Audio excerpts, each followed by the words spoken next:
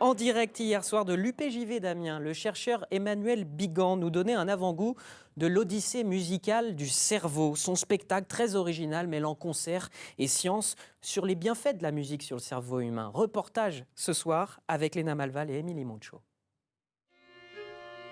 Que se passe-t-il dans notre tête quand on écoute de la musique? Sous la forme d'un dôme, notre cerveau en action. Les zones stimulées par la musique s'illuminent, guidées par une chanteuse et 4 musiciens. C'est vraiment un quatuor à cordes, donc c'est tout un ensemble, il n'y a pas d'individualité. Et de temps en temps, je sors de ce quatuor pour chanter. Pour représenter, on va dire, des personnages qui représentent un peu le cerveau, quoi. Cortex auditif, tronc cérébral, l'odyssée musicale du cerveau permet de comprendre son fonctionnement. Celles qui ont fait de la musique dans leur vie gardent le tronc cérébral de leurs 20 ans. Un spectacle scientifique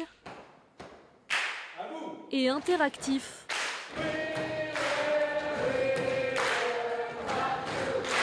C'est hyper rythmé, ça part un peu dans tous les sens et finalement, ça vulgarise bien l'approche scientifique des sens, de l'ouïe notamment, et de la compréhension de la musique. L'organisation et puis l'aspect un petit peu, je dirais, spectacle-concert, vraiment inhabituel, très surprenant, mais vraiment super. Moi qui fais des études de SVT, j'ai adoré vraiment parce que ça résume très bien. Si tous nos cours étaient comme ça, ce serait hyper bien pour apprendre franchement.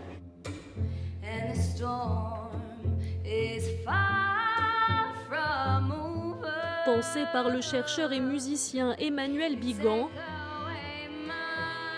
la pièce illustre les bienfaits de la musique sur notre développement. La fonction principale du spectacle, c'est que on le dit d'ailleurs, que la musique, nous sommes des êtres musicaux, nous les êtres humains, et que ça nous aide pour des tas de choses, pour le développement du cerveau, de ses potentialités, pour la santé, pour l'éducation. En se produisant partout en France, la troupe fait passer un message. La musique est bien plus qu'un loisir, elle est nécessaire à l'être humain.